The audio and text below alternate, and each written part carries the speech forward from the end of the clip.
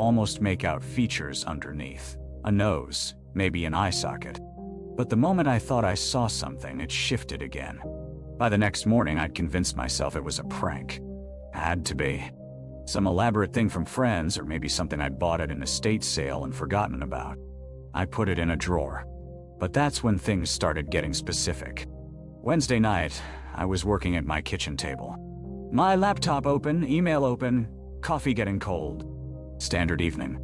Around 10 p.m., I noticed the radiator was making noise.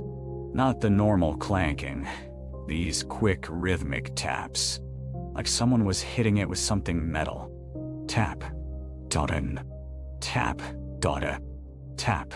Dot-dot. Pause. Tap. Dot-a more. Tap. Dot. Tap. Dot. I got up and checked the radiator. Cold as stone. The heat wasn't on. It was September. Still warm outside. I hadn't turned on the heat in weeks. But the tapping continued for about 2 minutes, then stopped completely.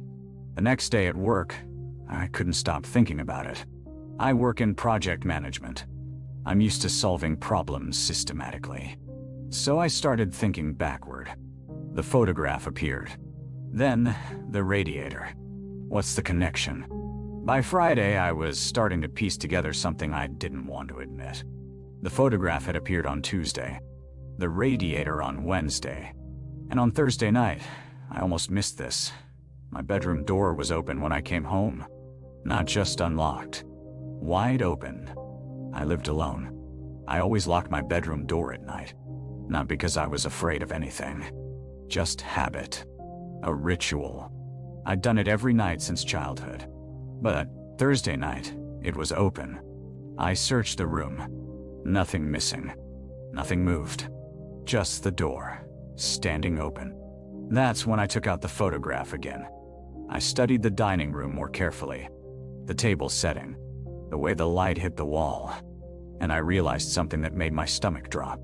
That wallpaper pattern. I knew that pattern. I'd seen it before. My parents' old house.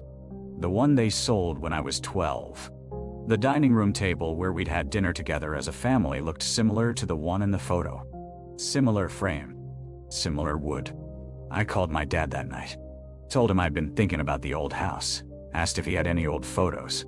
He said they were in a box somewhere. Wouldn't be hard to find. I asked him something specific. I asked if he remembered my mom ever talking about rituals.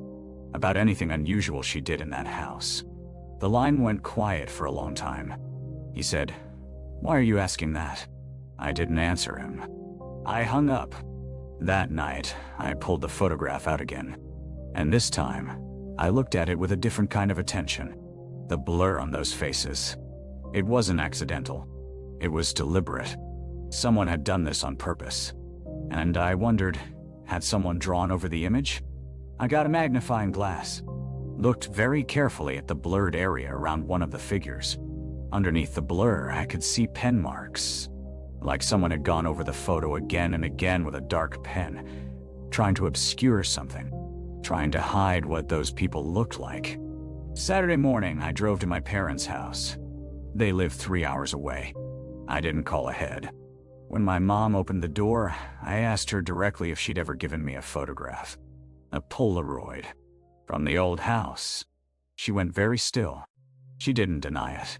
She just asked me if I'd opened it. If I'd looked at it. And I said yes. And she closed her eyes for a moment, and I could see something shift in her face. Something like relief, but also something like resignation. She told me to come inside.